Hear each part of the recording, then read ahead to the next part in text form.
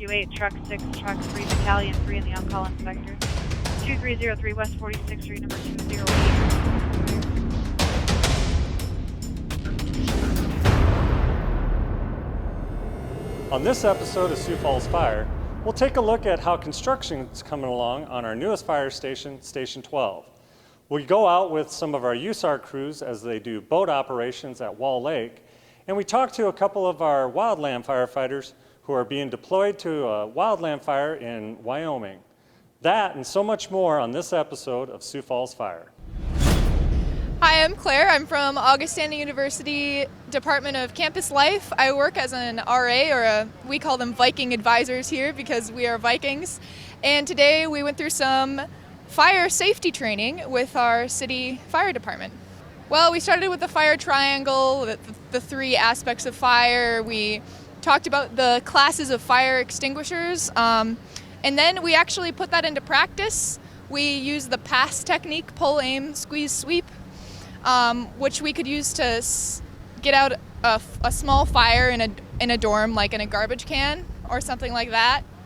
And then we saw the difference between a dorm room on fire that was equipped with sprinklers and without. I think this is extremely valuable information for someone who's a student leader on campus because you're the ones who are in charge of your floor and making sure that you can account for everyone, and the more people who are in charge and who can explain how to put out fires, the safer our communities will be. It's my third year going through this training for RA, and I've also gone through it for the chemistry department, which is a little bit different, but I think I learned something every time. Hi, my name is Carly Swart, and I'm an RA from USF. Hi, my name is Will Grisham, and I'm an RA for USF. We learned a lot about just fire safety, stuff that you don't really think about, such as the different types of fires, making sure that your fire extinguisher matches that kind of stuff. And I mean, we really went through we actually went through an evacuation plan for our residents if we need to do it. Yeah, I thought it was fun getting to learn all the new things of fire safety and the importance of it, and then being able to do that as well. Some of the stations that we went through, we put out fires with fire extinguishers, and then we all had an opportunity to actually spray a fire hose.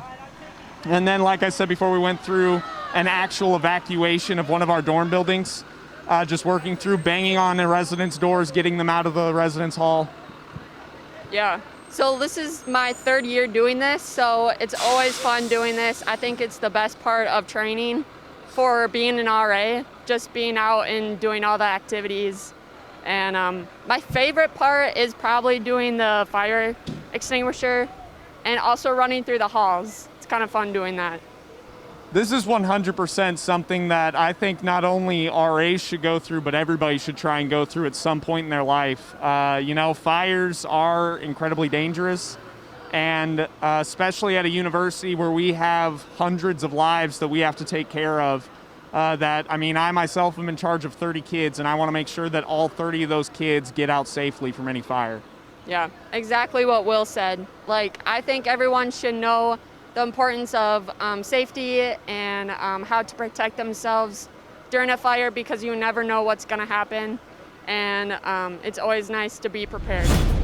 So we're out at the Denny Sanford Premier Center today, and we've got quite a few of our members that are working on their ropes certifications through USAR, and I'm with Pat Kafer. He's one of our firefighters. He's getting the certification going on, and welcome to the show, Pat. Thank you. First of all, I want to ask you just a couple of questions about how the certification works. What all are you going through for this certification? Right, so this is the first certification that we're going through for the USAR program. Okay. There are other certifications. This one is a rope certification. There's confined space, structural collapse, a couple of water rescue certifications, as well as trench. Okay, first of all, I'm going to ask you, what's USAR stand for? Urban Search and Rescue. Okay. So how often do we use those certifications? Right, so the certifications, the USAR program does get used quite a bit here in the city. An example would be water rescue down at Falls Park, the Copper Lounge collapse would be another example. So there's quite a few various locations throughout the city that we end up using them. So the certification is extremely important to have for our individuals. Correct. So how many stations do we have that USAR is stationed at? And they're placed throughout the city, correct? Right. So we've got Station 5, Station 8, and then Station 4 is a rescue station as well. Okay, and at Station 5, what's their primary there?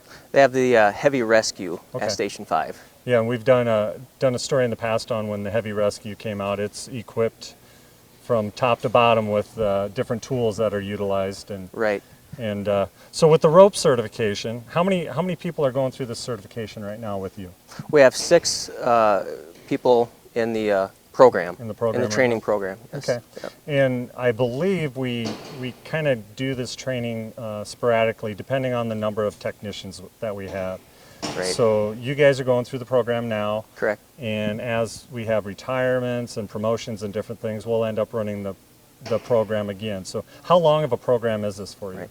So it'll take about 3 years to complete the various disciplines. Okay. So it seems like every 3 years or so, another new class Yep. has been starting. So it's not just a simple take one class, you're done, you're certified. You have to No. go through quite a few various things. Right. Yeah. Like I said, there'll be a couple that we're doing this year. The ropes that we're in now, and then confined space Okay. coming up this fall, and then the rest will fall over the next 2 years. So in a place like this at the Denny, you're looking at more of an industrial type setup, and how's that compare working in here compared to say out at Palisades going off of a rock cliff? Okay. Yeah. So like in a real life scenario outside of the city, up at Palisades, there's different terrain features such as rocks or trees that we can anchor to. Versus here, there's numerous anchor points here. Outside of the city, there's different terrain features. Yep. We might have to anchor up to find a tree, Yep. or create a picket line as far as anchors go. Okay. So it's a little bit different, but still the same. Yeah, same concept. You just got to get creative. Yep. All right. Thank you. Hey, my name's Matt with Sioux Falls Fire Rescue. I'm on C shift, a rover, and this is a continuation of what you saw at the Denny Sanford Premier Center the other day with our technician level rope rescue class. So we're at Devil's Gulch, working on a high line, which you'll see behind me. We have a pterodactyl, and the scenario we were given is that we had a victim that was at the bottom of this gorge here to my left. So we are setting up a system here where we are going to go halfway across the gorge, and then we'll go straight down, pick off the victim, raise back up, and then get safely to the other side of the gorge here. Sure, so this, as I said, this is the technician level rope rescue class. There are currently 2 urban search and rescue stations, Station 5 and Station 8. This is kind of the beginning steps of the training program to become a USAR tech. It's one of a number of classes that we are taking. There's a class of 6 of us right now.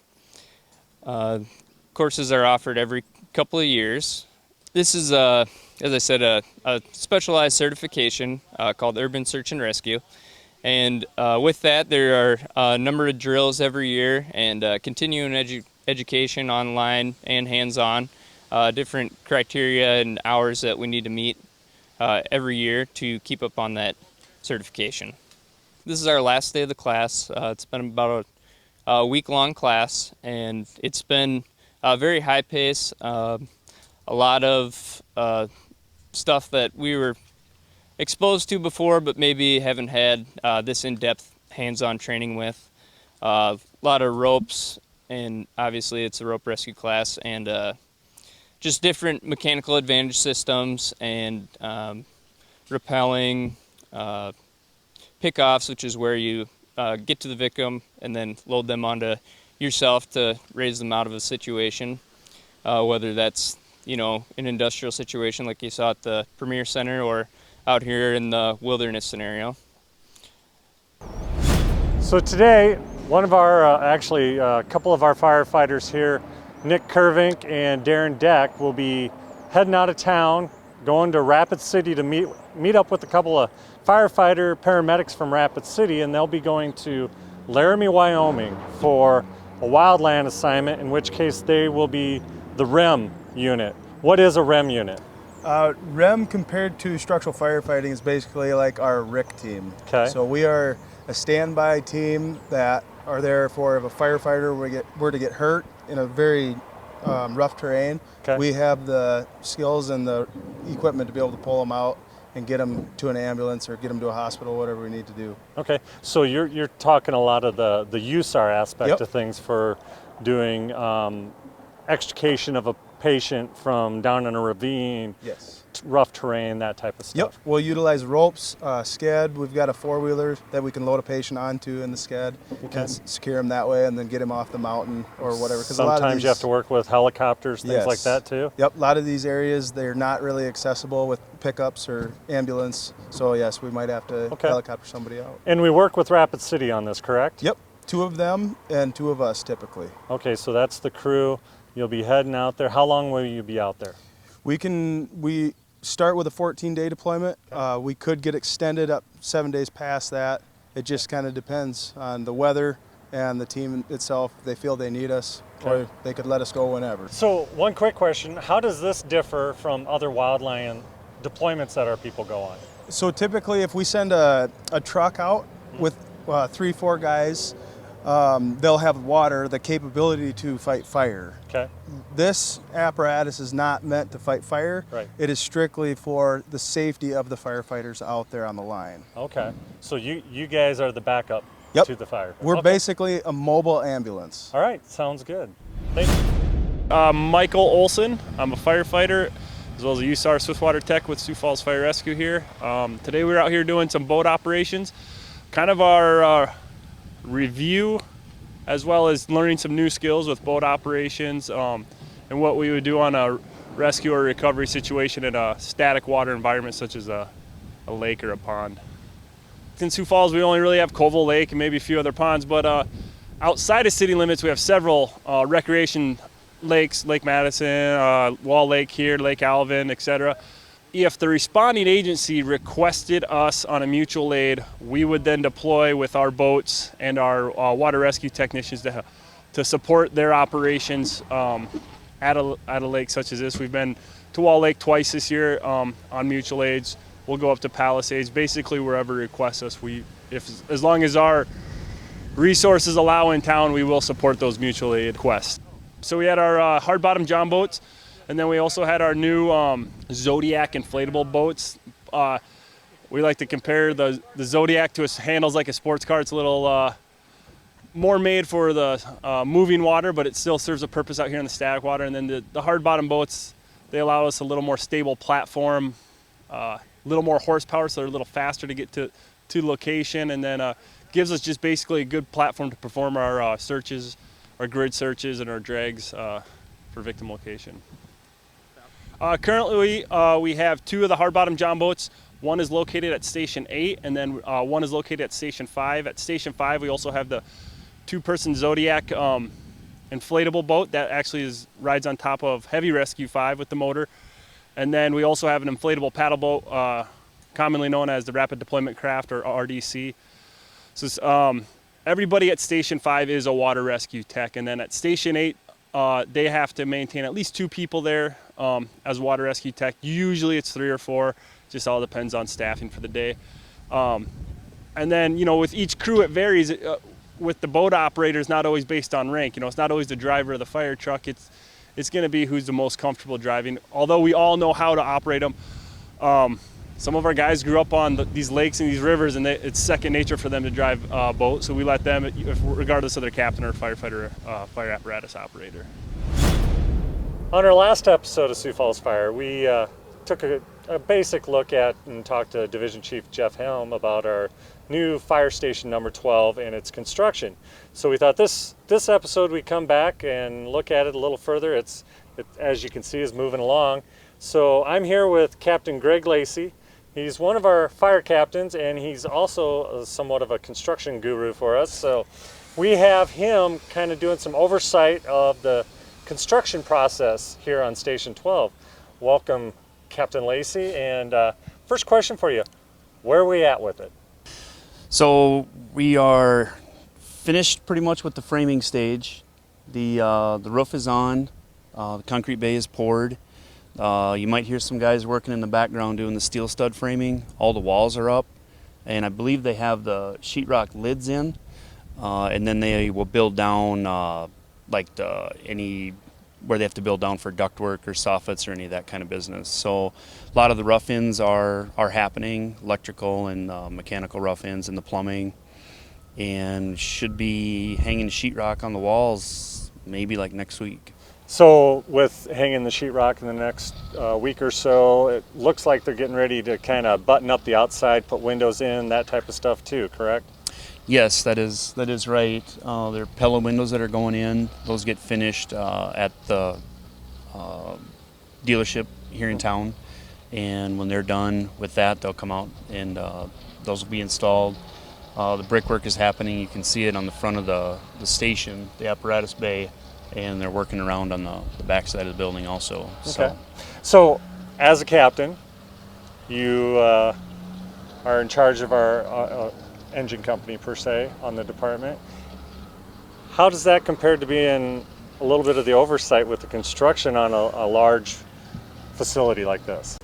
As a roving captain, I worked with different crews day to day, and we're together for 24 hours, and then we work our next shift. Whereas this is an ongoing project, months long. My oversight is I'm not terribly involved in it. What I'm doing is bringing ideas from the floor. When we started Station 12, or in the design phase I should say, reached out to a lot of the captains and the crews that are current, like Station 11 and Station 5, to get ideas from them of stuff they would like to see changed. And we made some changes. We made the PT room a little bit bigger, some stuff like that. We switched up some of the stuff in the apparatus bay, and that was all in the design phase. And now that it's getting closer to the finishing stages of it, then I'll be more involved day to day, making, just like a homeowner, when their home is getting closer to done, they're more in tune with what's going on. So currently you're the one that we're depending on to bring our voice to the table of making sure the things that we need to make sure happen in it are happening, and you keep a good close eye on that. Yes, I would say that's accurate.